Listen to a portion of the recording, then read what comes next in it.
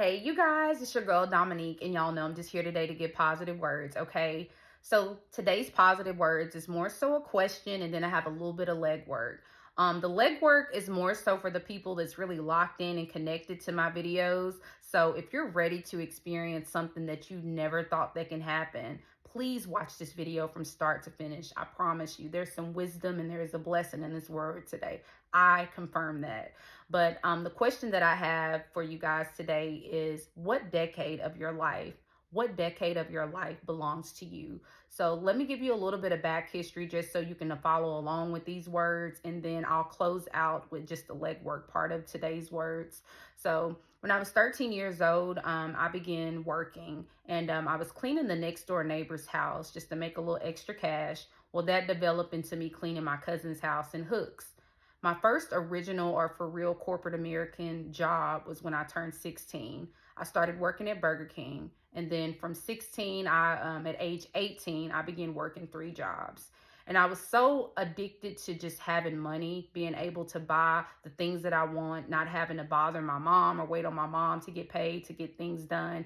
And I was really inspired about my mom. Like, she was a very big inspiration in my life. I was just fascinated with her being a single mom and just being able to buy me the things that I asked for. It just blew my mind that it didn't even have to be Christmas. You know, if she was able to do it, she would do it, and ain't no telling what she would do for me for Christmas. So anyway, this work ethic of mine, it continued all the way into my adulthood. As I was blessed to move and better my life in different areas and different cities, I found myself working 7 days a week. When it was overtime available on the table, or if it was work to be done at work, I would take time for my family and I would work, overtime. If it was any money, I was always taught, don't leave no money on the table. So I always worked so hard. When I was in positions where they started you out as what they call temp, it's abbreviation for temporary. When I would start with temp and I would want to go permanent with a company, I would try to take the extra steps with buying the whole office breakfast, knowing that I only had $30 in my account.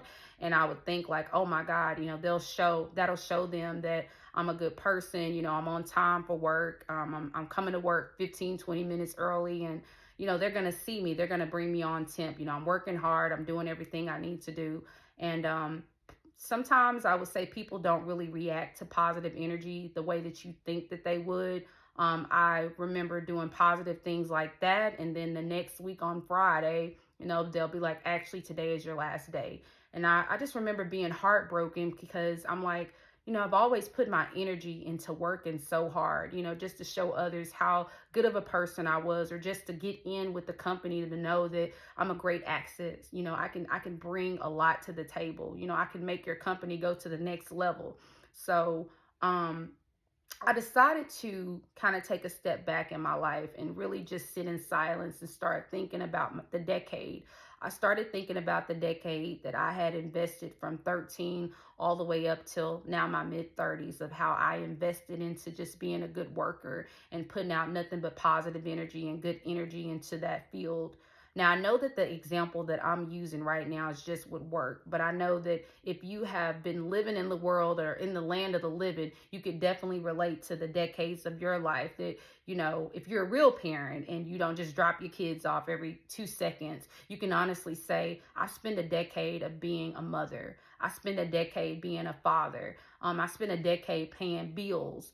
I spent a decade just taking care of my day-to-day responsibilities. I mean, there's some things in life that we just can't get away from. We have to do things to keep our life afloat, to keep our family afloat. So what I'm getting to is you can even touch, the richest person in the world, and they'll probably tell you, I'm doing great, but there's always room for more. So no matter what you get in life, you're going to always feel that there's work to be done, or there's more, you deserve more than what you've been given.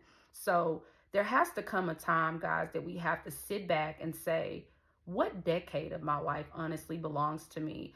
I've been working. I've been trying to, meet these needs of finally having enough to go on this fascinating vacation. There's things in my life that I want to do, but it's never enough time. It's always something that I have to do. It's always an assignment at a meeting or something that I have to do to keep it flowing.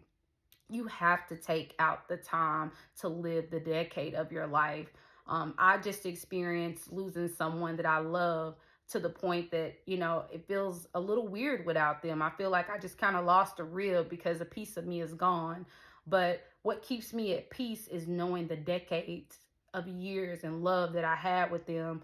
When you pour into something or somebody and you know that you've done your part, you know that you were there, you know that you love them the best that you can't really dwell too much on that season or that decade that you had with them outside of just missing them, their love, their touch, their feel, and just being able to see them in the flesh. But you have to turn it around on your own life and say, I worked all my life, but have I been happy all my life? Have I really made this life worth my while? Like, am I really doing the things to make me happy? Or am I pouring my energy into places and things that don't even really look at me like that? They don't even see me the way I really see them. Um, I don't know how people can receive this word, but when you've never seen things before in your life and you're just so happy to be in their presence. I know when I first seen things in a city that I never seen, people looked at me like I was weird because I was just staring at the walls.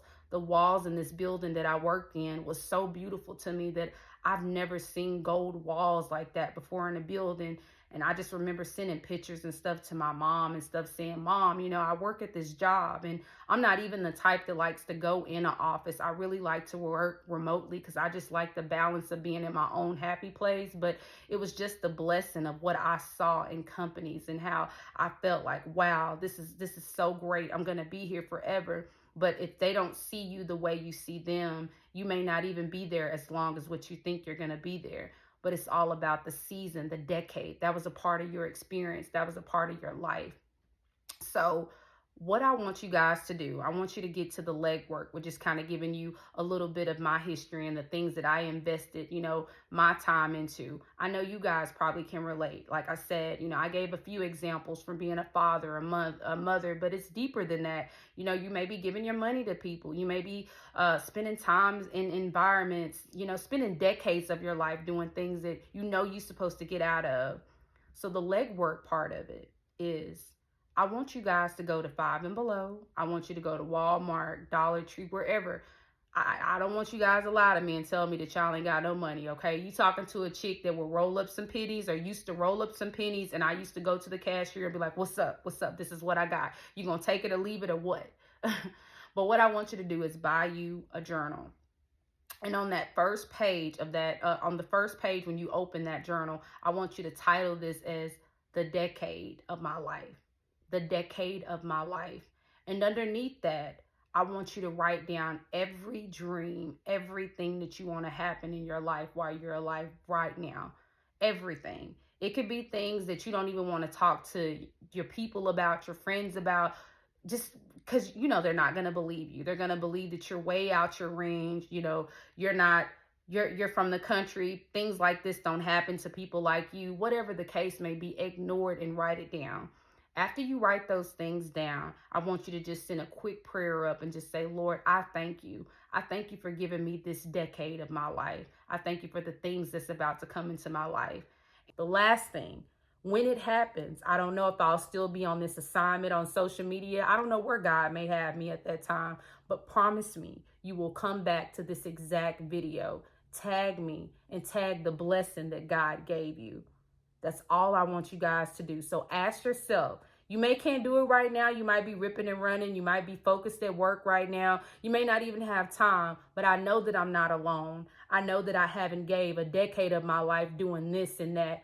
You don't have to spend that same decade doing the same exact thing. Take your life back and say, hey, this decade of my life, I'm going to have these things. I'm going to have the desires of my heart, and believe in it with your whole heart. This is one of those things you can't be 1 foot in and 1 foot out. You have to believe in the unthinkable. You have to believe in the unbelievable things for them to come to pass.